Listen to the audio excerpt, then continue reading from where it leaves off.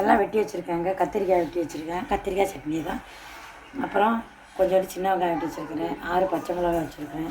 சின்ன தக்காளியாக 3 தக்காளி வெட்டி வச்சுருக்கிறேன். வெங்காயத்தை போடலாம். கேச்சி வெங்காயம் பச்சை மிளகாய். இப்போ தக்காளியை போடலாம்.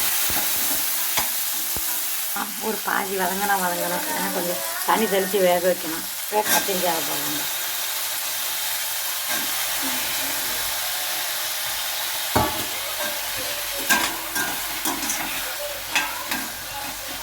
கத்திரிக்காய் வதங்கணும். உப்பு போட்டாங்க.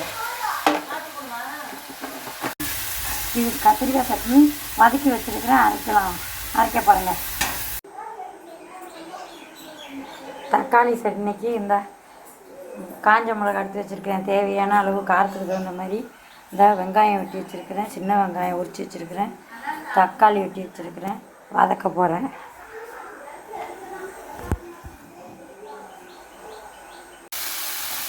நல்லா வதக்கிட்டு இருக்கிறேங்க தக்காளி சட்னி. நல்லா வதங்கினோன்னு அரைக்க வேண்டியதான். ஊற்றி எண்ணெய் காஞ்சிக்கிட்டு இருக்குங்க. சட்னி தாளிக்க போகிறேன். உளுத்தம்பருப்பு, கடுகு நல்லா பொரிஞ்சோன்னே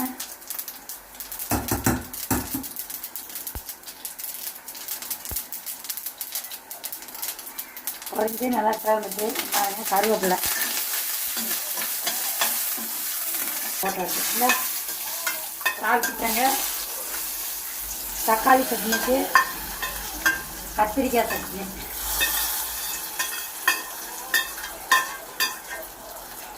இருக்குது சாப்பிட்றதுக்கு. அடுத்தது கத்திரிக்காய் சட்னிங்க.